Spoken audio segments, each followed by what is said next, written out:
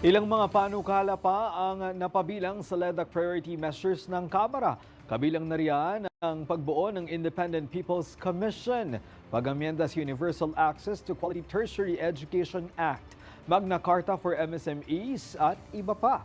At mula sa Batasang Pambansa, si Earl Tobias para sa 13 sa tanghali live. Earl?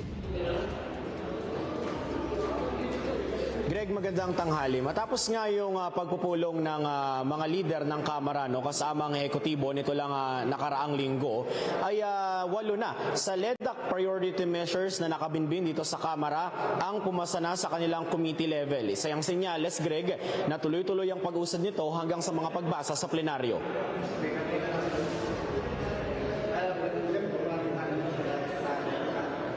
Greg, kabilang sa mga naaprubahan sa committee level ang pagbuo ng Independent People's Commission, Presidential Merit Scholarship Program, pag-amyenda sa Universal Access to Quality Tertiary Education Act, pag-amyenda sa Pantawid Pamilyang Pilipino Program of War Peace Act, at pag-amyenda rin sa Magna Carta for Micro, Small and Medium Enterprises.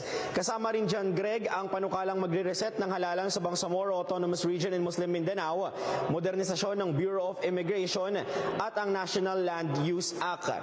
Greg, pagtitiyak ni House Majority Leader Sandro Marcos, babantayan nilang maigi ang patuloy na disiplinadong trabaho sa Kamara.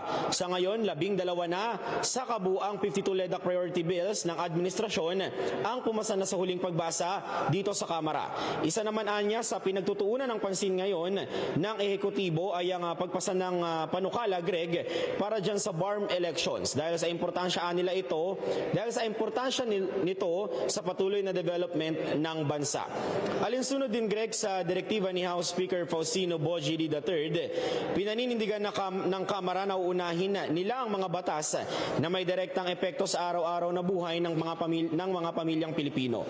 Nanatiling prioridad ang edukasyon, kalusugan, pagpapababa ng gastos sa pamumuhay at mas pinalawak na serbisyong publiko.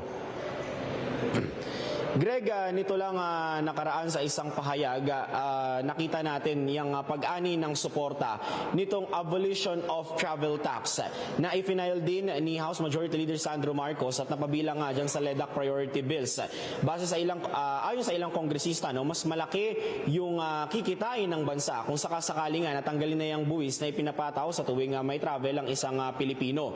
At patungkol dito, Greg, sa anti-political dynasty bill na pinauuna rin ng Pangulo, isa sa effort ng Kamara ngayon dyan ay itong ongoing nila na public consultation. Katunayan, magkakaroon ng isang public consultation ngayong linggo sa Cebu at Cagayan de Oro para yan i-cover ang ilan sa mga areas, Visayas at Mindanao. Balik muna sa inyo.